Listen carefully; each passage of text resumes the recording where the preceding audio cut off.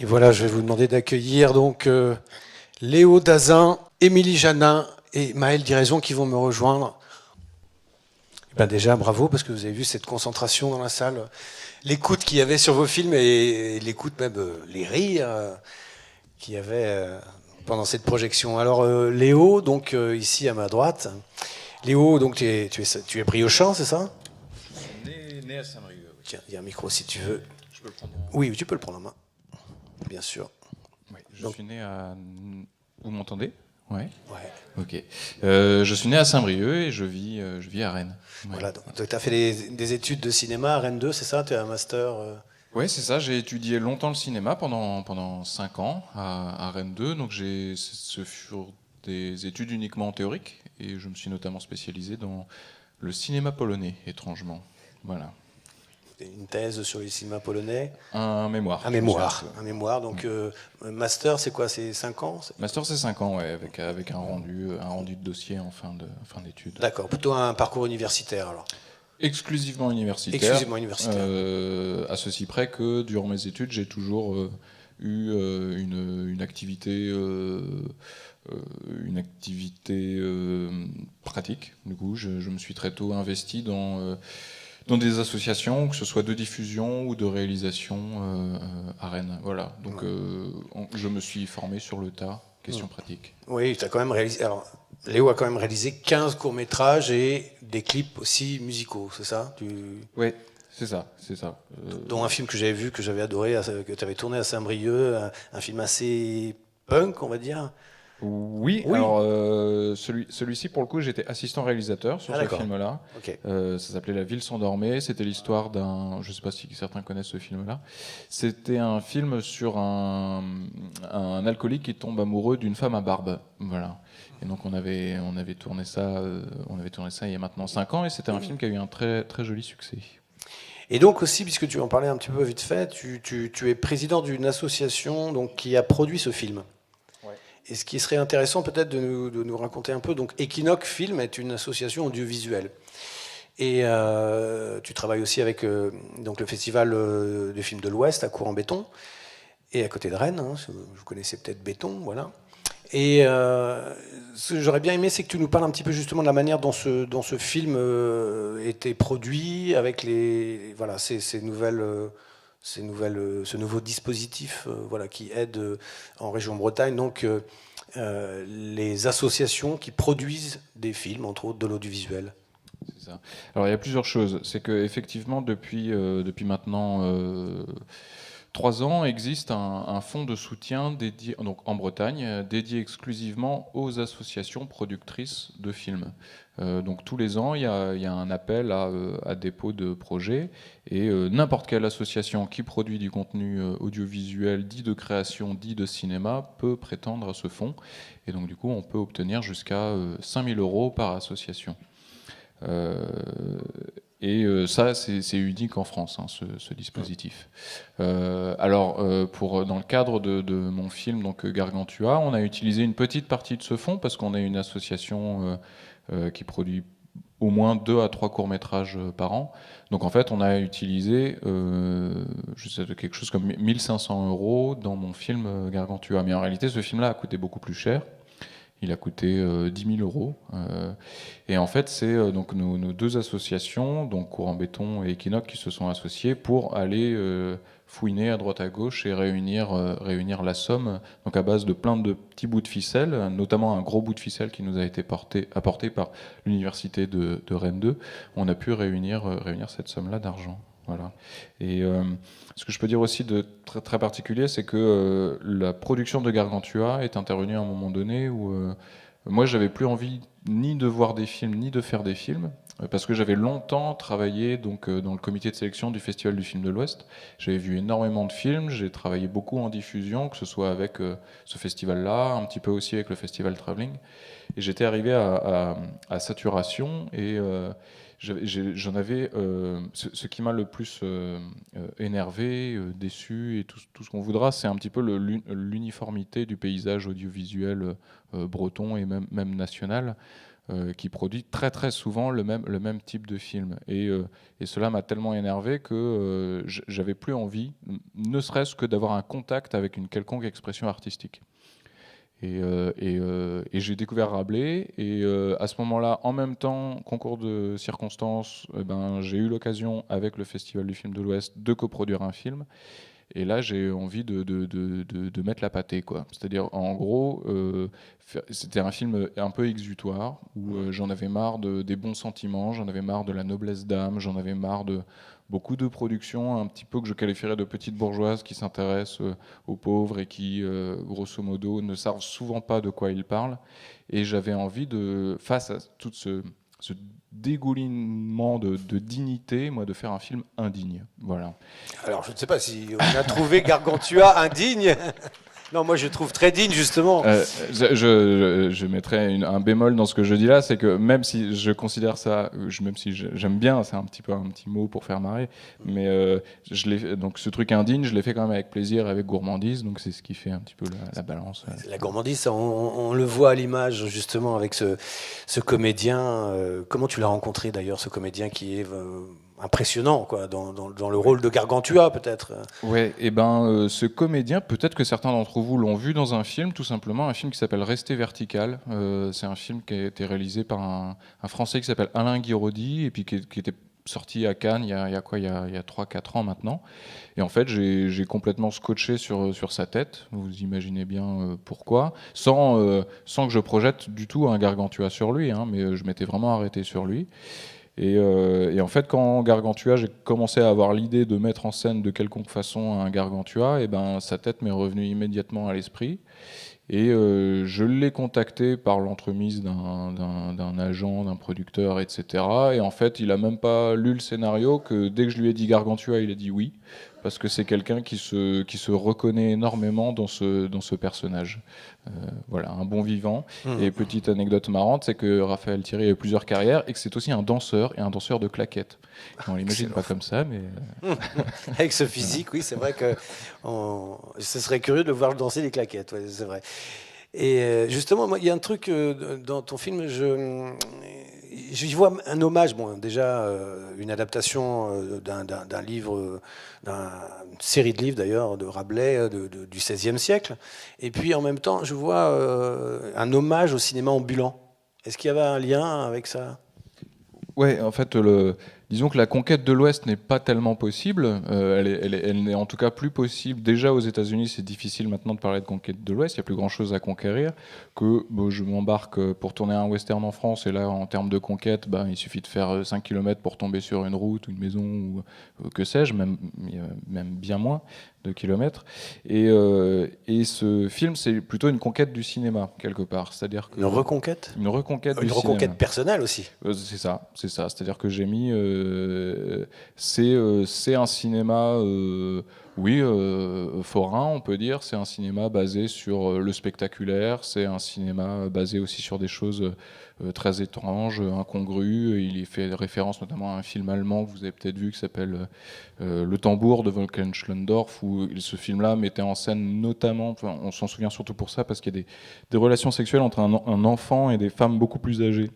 Et tout ce trouble, en fait, toutes ces choses-là me manquent énormément au cinéma, où moi j'ai l'impression d'avoir beaucoup de choses extrêmement, extrêmement lisses.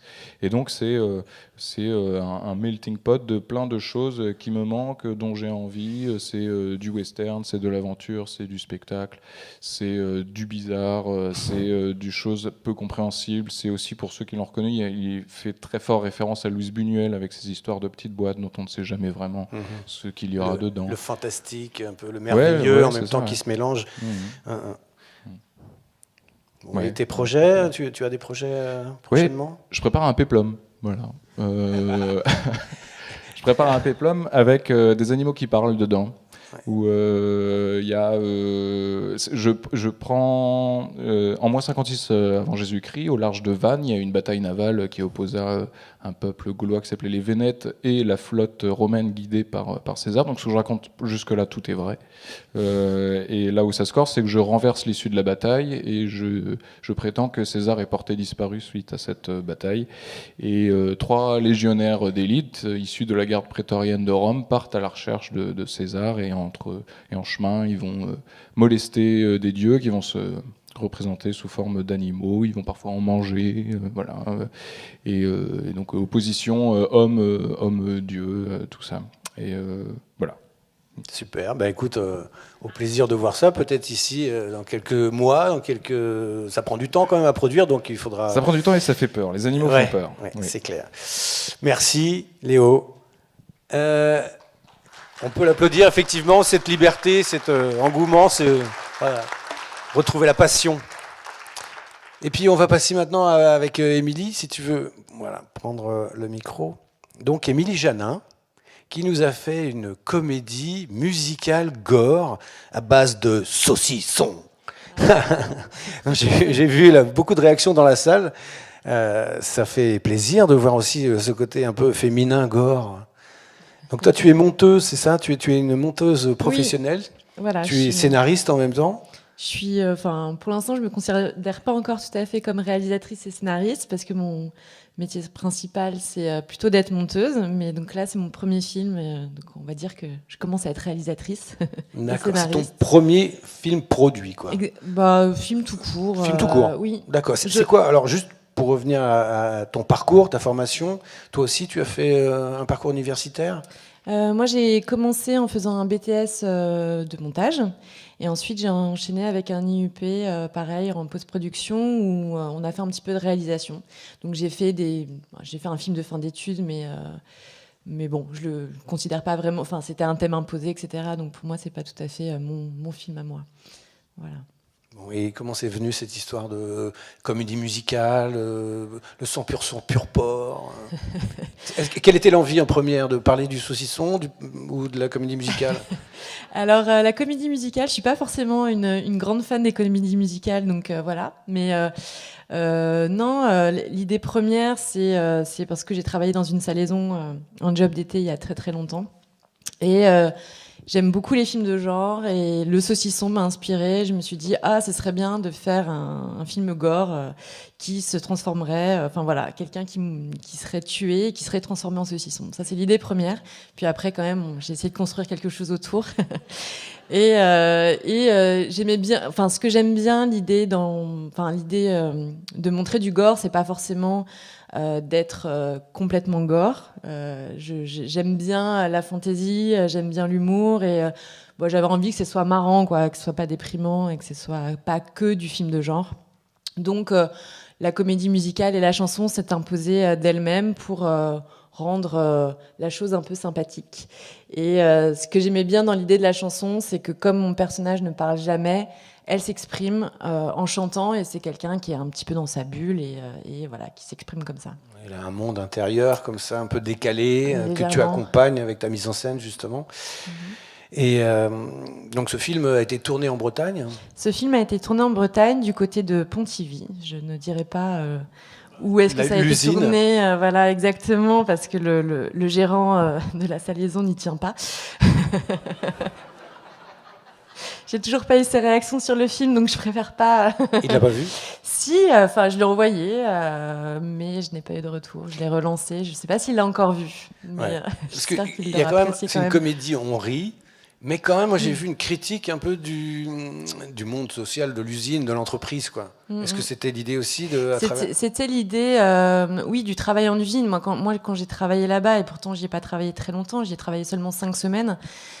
C'était un monde pour moi qui était très froid, où il n'y avait pas de relations sociales. En plus, on était que des femmes, donc ça se crêpait le chignon tout le temps, c'était insupportable. Et voilà, ce côté-là où au bout de 5 minutes, on a pris l'automatisme de ficeler. Moi, je ficelais les saucissons à cette époque-là. Au bout de 5 minutes, voilà quoi, on part dans ses rêveries parce qu'on a que ça à faire, on a que ça à penser. Et moi je me disais c'est très bien parce que j'imaginais plein de choses justement, j'imaginais déjà des histoires dans ma tête, mais je me demandais justement à quoi toutes ces femmes pensaient quand elles étaient en train d'embosser du saucisson et voilà, et c'est parti de cette idée est partie de là. Un petit clin d'œil peut-être à Dancer in the Dark, oui. avec des belles séquences de Lars von Trier. Ah ouais, Dancer in the Dark, ça a été vraiment une inspiration. Je pense que ça se voit. J'aurais même aimé encore plus pousser le trait si j'avais pu tourner dans une usine où il y avait un peu plus d'automatisme, pour vraiment essayer de jouer le côté musique qui se met en place avec les sons de l'usine. J'ai malheureusement pas pu faire exactement ce que je voulais, mais dans l'idée, oui, Dancer in the Dark, c'est évidemment une référence. Et en termes de préparation, justement, par rapport à ça, donc tu as tourné des sons en plus. Comment ça s'est passé le tournage? Parce que il y a du son, comme on veut dire, les chantes en playback. Elle chante en playback. Alors, on avait un ingénieur du son qui était là pour la plupart des séquences. Mais bon, comme il y a beaucoup de machines et que c'est bruyant et qu'au final on a du mal à démarquer les autres sons de l'usine, il y a surtout beaucoup de travail qui a été fait en post-production. La prise de son, c'était plus pour les pas, la présence de la comédienne, etc. Et après, c'est vraiment en post-production que ça s'est joué. Donc beaucoup de montage son avec des banques de sons déjà préexistantes. On a été récupérer des bruits de machine. Ça, c'était surtout pour les bruits de machine. Et ensuite, on a fait un gros travail de bruitage avec Gilles Marsalet, où là, on s'est beaucoup amusé avec les bruits de chair et tout ça, où on a essayé de faire ressortir beaucoup de sons pour que il y ait plus de présence. Sinon, c'était un peu plat. Et voilà.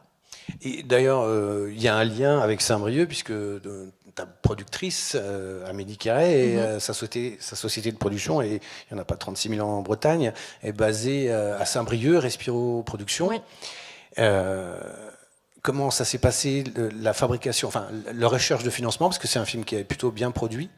Donc, c'est quoi le travail, enfin, la préparation, la mise en route? Combien de temps ça a duré avant de tourner? Alors, avant de tourner, il s'est à peu près passé 4 ans, c'est-à-dire entre la rencontre de ma productrice, parce que bon, avant de même trouver un producteur, ça a été un petit peu compliqué, parce que c'est pas un film facile une première réalisation, un film un peu particulier, donc déjà trouver des gens qui croient en le projet, c'est déjà pas mal. Et une fois que j'ai trouvé ma productrice, Amélie, on a cherché pendant à peu près 1 an des financements. Donc on a eu la région Bretagne, le département des Côtes-d'Armor, et puis des aides à la musique, une aide à la post-production, mais ça arrivera plus tard. Donc qui nous ont permis en tout cas de commencer à envisager le film. Et une fois qu'on a eu ce financement-là, notamment de la région Bretagne, qui est, on va dire, le financement principal, il a fallu trouver le lieu pour tourner. Donc c'était bien, déjà c'était la région Bretagne, donc, parce que je n'avais pas forcément envisagé de faire le film en Bretagne, parce que je ne suis pas bretonne, je suis désolée. Je suis parisienne. Mais, pardon. On les accueille avec plaisir, les Voilà. Parisiens. Mais je suis d'origine bourguignonne et j'ai retrouvé beaucoup de paysages qui m'ont fait penser à la Bourgogne. Donc, et j'ai découvert la Bretagne à ce moment-là aussi, et je suis très très contente d'avoir tourné en Bretagne. Avec une équipe bretonne. Avec une équipe bretonne, voilà, ouais. C'est ça aussi. Voilà, c'est ça aussi. Et il y a des obligations avec des recherches de financement dépendants, enfin avec des financements dépendants de la région qui sont donc liés au fait d'employer des techniciens du territoire. Bretons. Mais c'est pas un problème parce que les techniciens bretons sont très très bons. C'est vrai. Donc, merci pour eux. C'est l'avantage. Et donc voilà, on a eu le financement de la région Bretagne. Donc on a commencé à chercher une salaison en Bretagne, ce qui est plutôt effectivement il y a du potentiel, mais dans le monde agroalimentaire, on ferme beaucoup les portes, c'est difficile.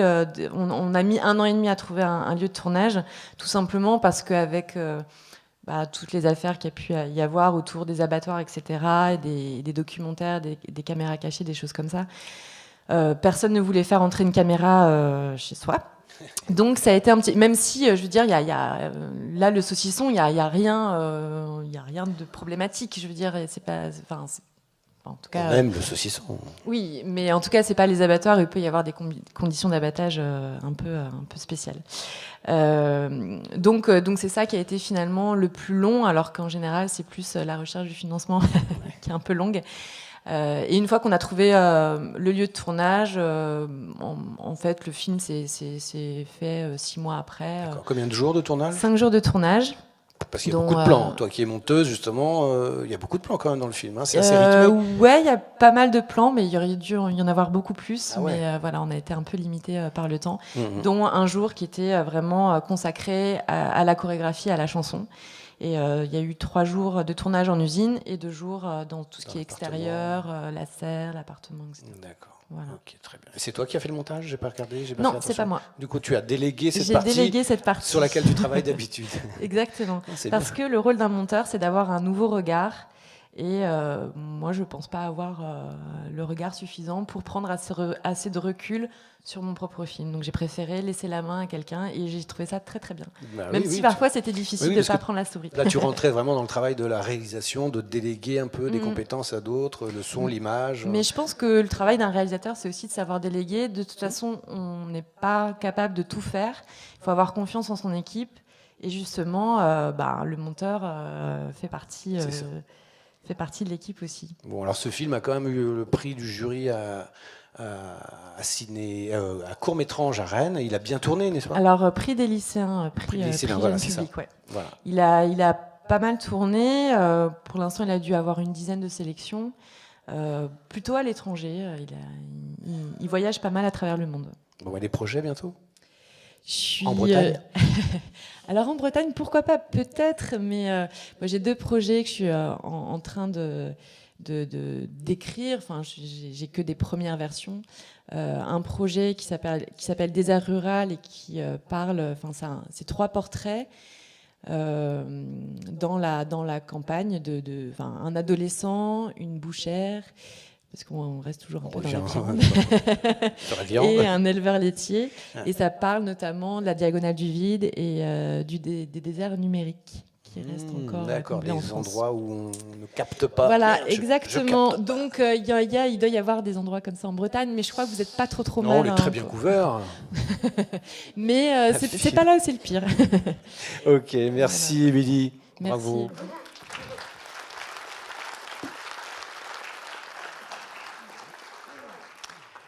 Et on va donc terminer cette petite table avec Maël Diraison. Maël Diraison, qui est comédien, metteur en scène, qui vient du théâtre. Tu as fait le conservatoire à Brest et Angers. Tu es brestois, c'est ça, je crois? En fait, non, je suis carentécois, mais Carantec, de Carantec. Voilà, okay. Mais voilà. Ouais. Oui, tu vis à Dans Rennes. le coin, quoi. Et j'habite à Rennes, ouais. Tu vis à Rennes. C'est quoi ton parcours aussi universitaire, autodidacte? Alors, j'ai brillamment raté mes études à 19 ans à l'université de Rennes 2. Du coup, j'ai complètement arrêté mes études, au grand désespoir de ma mère. Et donc, du coup, j'ai commencé à bosser dans des trucs à gauche, à droite, dans la grande distribution, pas mal, la livraison de trucs en tout genre burger, pizza, sushi, ces trucs-là, voilà. Oui, on a des expériences absolument, voilà, qui donnent des idées parfois, justement, pour faire des films. C'est ça. Voilà. Et donc, c'est ton 2e film. Enfin, c'est ton premier film produit par une société de production. C'est ça, toi aussi, tu as eu, comme Léo, un parcours sur l'autoproduction? Ouais, mon premier film était en autoproduction et celui-ci, donc autoproduction, ça veut dire qu'il n'y a pas de boîte de production et concrètement, ça veut dire qu'il y a très peu d'argent et globalement, il n'y a pas d'argent pour payer les salaires. Donc du coup, les films que vous voyez qui sont en autoproduction, ça veut dire que toute l'équipe était bénévole, ce qui n'est pas forcément un signe de mauvaise qualité, au contraire. Mais voilà. Or, et dans la production, les films produits, c'est-à-dire dans le cadre du marché du travail, les gens sont payés pour travailler, quoi, ce qui est plutôt pas mal. Oui, c'est vrai, c'est pas mal, ouais. Et donc, ce film est produit par une société de production qui est morlaisienne, c'est ça? Alors non, qui est de Plouguerneau. Plouguerneau, je me rate un peu sur le GPS, là, mais bon, on va s'y remettre. Ouais. Et donc, je sais pas, parle-nous de ce film, moi, que j'ai trouvé particulièrement émouvant, que j'ai vu plusieurs fois. Oui, je l'ai vu plusieurs fois, j'ai vu au Festival de Brest, et que j'ai eu grand plaisir à re-regarder en préparant cette sélection. Un film très très touchant, je pense que beaucoup d'entre vous auront sûrement des questions à lui poser tout à l'heure. C'est venu comment, la genèse de ce film, c'est quoi? Ouais, alors il y a plusieurs choses, mais le point vraiment de départ, c'est que c'est une histoire de famille, c'est une histoire qui est dans ma famille. Qu'on connaît depuis nous les enfants de cette famille depuis très longtemps, mais dont on parle pas. En même temps, on la connaît, en même temps, on n'en parle pas parce qu'il y a une espèce de voile du tabou qui est toujours posé sur ce genre d'histoire. Même donc moi, je suis la génération du dessous. Enfin, je veux dire, il y a 2 générations par rapport à cette histoire, mais c'est toujours compliqué d'en parler. Et quand on en parle dans ma famille, ou quand on en parlait dans ma famille, avant que je fasse ce film, parce que du coup c'est devenu un peu plus public fatalement, mais on en parlait genre plutôt tard le soir, et plutôt quand on avait pas mal picolé de vin, et puis bon voilà, c'était vraiment pas un truc dont on parlait. Donc ben voilà, déjà il y a cette histoire-là qui est une histoire forte, qui moi a toujours fait partie, d'aussi loin que je me souvienne, a toujours fait partie de moi, et j'avais envie de parler de cette histoire, de présenter cette histoire. Dans un second temps, il y a l'histoire, le fait qu'en recherchant et en faisant des recherches sur voilà, les histoires d'avortement avant la loi Veil et avant 1975, je pensais que c'était une histoire très particulière, qui était l'histoire de la mère de ma mère, et j'ai découvert qu'en réalité c'était une histoire très largement partagée par énormément de familles, que ça concernait la moitié de l'humanité en gros. Et qu'il y a extrêmement peu de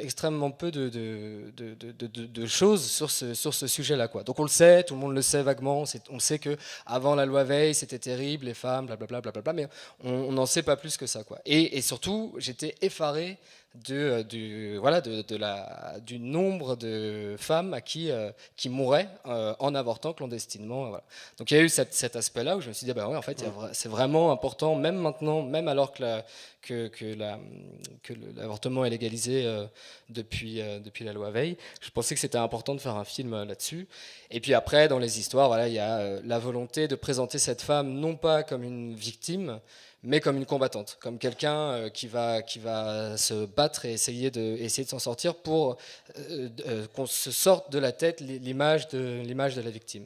Et donc faire de Anna Jawen, de cette femme, une héroïne, en fait, faire de ma grand-mère, qui est une femme, Anna Jawen, le nom est choisi parce que Anna, c'est un prénom hyper courant pour toutes les femmes à plein d'endroits différents sur la planète, quoi. C'est un prénom qu'on retrouve en Amérique du Sud, c'est un prénom qu'on retrouve dans les cultures musulmanes, c'est vraiment un prénom qui est partout. Et Jawen, en revanche, on le retrouve plutôt ici, quoi, dans ce coin-là, quoi. Et donc du coup, l'idée, c'est d'avoir en même temps un personnage de femme qui soit toutes les femmes, mais qui en même temps, là, pour le coup, dans cette histoire-là, est très spécifiquement en Bretagne, et très spécifiquement dans la ruralité en Bretagne. Donc, voilà. Et donc de faire de ma grand-mère, qui est une femme parmi les autres, inconnue parmi les inconnus, de la transformer par le biais de ce film en une héroïne, en fait, quoi, qui combat et qui perd à la fin. Mais voilà, qui combat, et c'est pour ça qu'il y a les images d'archives à la fin qui permettent aussi de nous dire, d'accord, cette femme, c'est terrible ce qui se passe dans l'histoire là pour cette femme très particulièrement, mais c'est aussi toutes ces histoires-là qui ont amené à un moment à ce que les gens se mobilisent et que par la mobilisation et par en l'occurrence la lutte pour le droit à la contraception et à l'IVG et à l'avortement, voilà, finalement ça donne une note relative, que j'espère en tout cas positive, parce que la fin est quand même plutôt bien plombante. Et ces images d'archives là sont censées donner, j'espère redonner un peu d'espoir et de combativité. Et voilà. Oui, et puis tu as raccroché la fiction au réel. Exactement. Donc ça, justement, d'un seul coup, c'est très perturbant parce que on est sur un cadre, on parlait techniquement, on est sur un cadre d'un 66, un 33 ou un 66, un 66, il me semble. Non, un 33. Tu parles de l'image ? De l'image, au cadre de l'image qui correspond aussi aux images d'archives donc de l'époque. Ouais. Donc il y a un truc d'un seul coup très très troublant. Puis le travail qu'il y a eu sur le son aussi, sur le son des images d'archives, mais aussi sur le son des images fabriquées pour la fiction. Moi, j'avais une petite question par rapport justement à ça, c'est ce qu'on appelle, donc tu viens du théâtre, tu as fait des études au conservatoire, on parle de transposition. Moi, ce qui m'intéressait là, je voulais te poser la question de comment tu as vécu cette transposition d'une histoire qui était assez personnelle sur le papier. Parce que c'est là souvent que c'est difficile d'accoucher, de mettre une histoire qui est très personnelle sur le papier, d'avoir assez de recul. Oui, l'accoucher, pardon, je faisais pas... non, excusez, sans mauvais jeu de mots. En fait, en fait, au départ, ce projet-là portait le vrai Anna Jawen. Du coup, c'est un nom que j'ai choisi avec un sens et voilà que je viens de vous expliquer. Mais au départ, portait le vrai nom de ma grand-mère. Et donc, à un moment, c'était vraiment trop étrange d'écrire ce qui quand même reste une fiction de cinéma. Je pense que c'est quand même fait, c'est assez romancé, et le but de ce film-là, c'est qu'on soit tenu en haleine, qu'il y ait un vrai plaisir de cinéma, de spectateur, ouais, c'est ça. Ou bon, même si c'est un film dur, mais j'ai l'impression, moi, qu'on peut le regarder juste en étant emmené par l'histoire et en prenant le film. Et donc du coup, je me suis perdu. Ah oui. Et donc du coup, le moment où j'ai décidé que j'allais enlever le vrai nom et le vrai prénom de ma grand-mère pour l'appeler Anna Jawen et le mettre dans le domaine de la fiction, et ben là les choses sont allées très simplement. D'accord. Et puis ça t'a permis de prendre du recul, du coup, voilà, de changer juste ces Et en réalité, l'histoire est très romancée parce que ma grand-mère parlait pas breton avec ses enfants. Ma grand-mère habitait Sker et pas du tout dans les Monts d'Arrée. Enfin bon, c'est pas très loin, mais voilà. Donc il y a aussi tout ce qui est de l'ordre de l'écriture et de la fiction qui vient se rajouter par-dessus, qui fait que la mère de ma mère n'a pas grand-chose à voir en réalité avec le personnage qui est présenté là, quoi. Si ce n'est la grande histoire, quoi. Donc voilà, il y a ce processus de... Combien de versions de scénario? 7 ou 8, je crois. Ouais. Normal. Ouais, un gros travail d'écriture. Et le travail du casting aussi, comme je demandais tout à l'heure par rapport au film de Léo. Les filles, comment tu as fait ce casting? Parce que bon, du coup, il y a des acteurs bretons qui parlent breton et qui jouent en français, mais je veux dire, il y a une femme là, une comédienne qui joue ce personnage qui est très troublante, quoi. Ouais. Sarah Floch, qui est de Brest. Et ben en fait non, à un moment j'ai juste, moi je suis en train d'apprendre le breton, mais depuis cette histoire là, depuis ce film là, mais je parlais pas breton, et du coup j'avais décidé au départ, c'était un grand débat avec ma productrice qui s'appelle Anna. Qui me disait, moi je disais, bon, et qui elle parle breton, et je disais, moi je m'en fous que la comédienne parle breton ou parle pas breton, je veux une bonne comédienne, c'est tout, quoi. Donc on a auditionné plein de gens, et assez rapidement, parce que moi je me disais, bah, c'est pas grave, elles vont apprendre le dialogue par cœur et puis elles vont le faire phonétiquement, quoi. Évidemment ça marche pas comme ça, et donc du coup à un moment je me suis rendu compte que c'était pas possible, donc j'ai juste contacté à peu près 10 femmes qui me semblaient correspondre au personnage. Et puis d'abord on a bu des cafés, on a discuté, on a parlé du scénario, et puis voilà, j'ai choisi Sarah comme ça. Mais c'était une plongée hyper intéressante parce que, étant pas du tout dans la culture, dans le milieu britophone au départ, j'y allais avec une certaine forme de méfiance, voire de réticence par rapport aux projections que je pouvais avoir sur ce milieu-là. Et ce que je racontais tout à l'heure sur... Bon, moi, de mon point de vue débile, je m'étais dit, les gens qui parlent breton, c'est quand même un truc très fermé, ils sont entre eux, voilà. Enfin, j'avais cette image-là dans la tête, quoi. Donc, quand je rencontrais les filles et que on discutait du film, au départ, j'étais, bon, alors tu fais gaffe à ce que tu dis, parce que comme ils sont un peu radicaux, ces gens-là, voilà. Et ils sont complètement fermés, donc tu fais attention, on va pas parler de Nantes, enfin voilà, on évite des sujets, on balise, quoi. Et puis, en fait, je me suis rendu compte que... au final, toutes les personnes que j'ai rencontrées qui parlaient breton parlaient français, breton, la plupart anglais, et avaient à peu près toutes et tous une 4e langue en plus parce qu'ils avaient habité dans d'autres pays, souvent en Amérique du Sud d'ailleurs. Et donc en fait, parler je sais pas combien de langues, était hyper ouvert sur le monde, et qu'au final, la personne la plus fermée avec ses projections, en fait c'était moi de l'autre côté du truc. C'était vraiment une expérience fantastique. Cette rencontre, parce que moi du coup je suis du Finistère, et c'est étonnant de voyager autant et de découvrir autant un endroit que pourtant je connais depuis l'enfance. Tu pourrais connaître. Voilà. En tout cas, bravo pour ce film aussi. On va vous laisser la parole. Si vous avez des questions à leur poser, n'hésitez pas. J'ai un micro pour faire passer. Oui. Maël, d'abord, je suis complètement bouleversé et ému par le film que vous nous avez offert ce soir. Mais il y a une chose qui m'a étonné. Vous avez parlé d'Anna Jawen, qui est une actrice merveilleuse. Mais ce que vous avez réussi à faire sur un format aussi court, c'est d'avoir une définition précise d'orfèvre sur tous les rôles qui l'entourent, enfin sur tous les personnages qui l'entourent. Et ça, j'aime.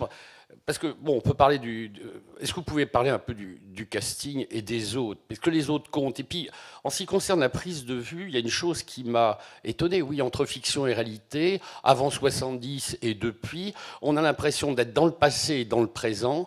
Les images que vous avez données, la façon dont vous tournez, tournée est impressionnante de réalité. C'est-à-dire qu'on peut être hier, aujourd'hui et demain.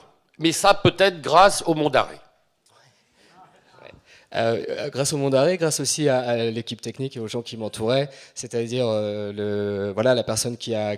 Moi, je ne suis pas du tout technicien, donc du coup, c'est tous les copains et les copines de l'équipe qui, eux et elles le sont, et du coup, ont amené des choses, enfin, je pense notamment... Enfin, moi, j'ai écrit mon histoire, mon truc, et sans prendre conscience du tout qu'est-ce qu'impliquait de faire un tournage dans les mondes d'arrêt quelque part entre les années 50 et 70. Mais en fait, en termes de déco, en termes de costumes, enfin en termes de déco et de costumes, c'est juste un boulot de malade. Parce que comme le disait Léo, on peut pas faire 2 km sans tomber sur un panneau de routier ou bon voilà. Donc ça permet de perdre le film dans une indistinction où effectivement on voit bien qu'on n'est pas aujourd'hui et voilà. Donc voilà, il y a autant les mondes d'arrêt que aussi les capacités de l'équipe et de tous les gens qui m'ont entouré à ce moment-là, quoi. Et puis après, par rapport aux autres personnages, oui, en fait, Anna en fait, elle est relativement simple. Hein, son but, il est le même depuis le début, et c'est un bélier. C'est un bélier qui, pendant tout le film, a un but, va foncer jusqu'à son but et va réussir quelque part, voilà.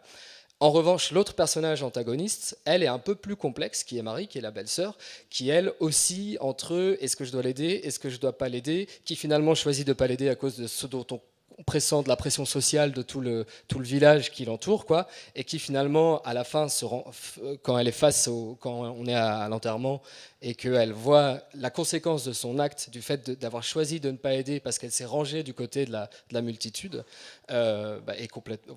Enfin, moi, je le vois comme ça, elle est détruite, quoi. Je ne sais pas si ça répond assez aux questions.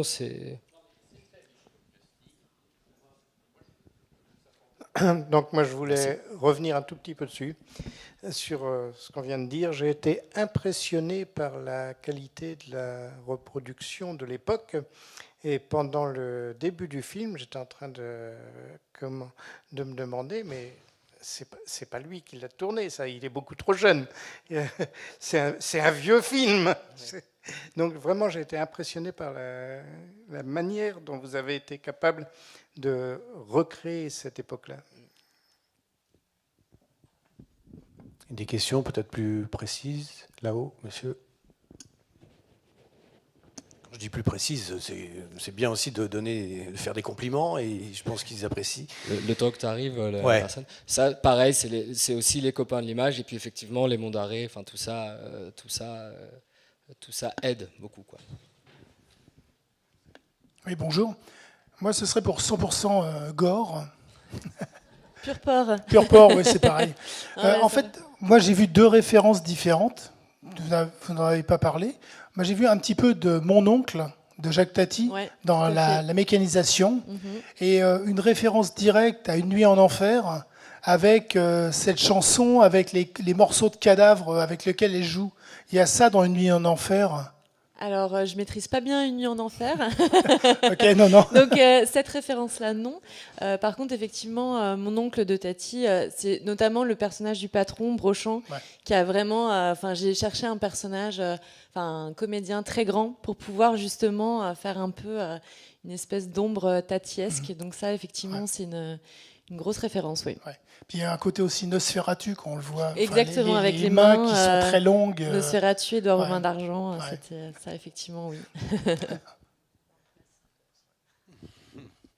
Est-ce qu'il y a d'autres questions? Sinon, on peut les applaudir, et on se retrouve. On va faire une petite pause.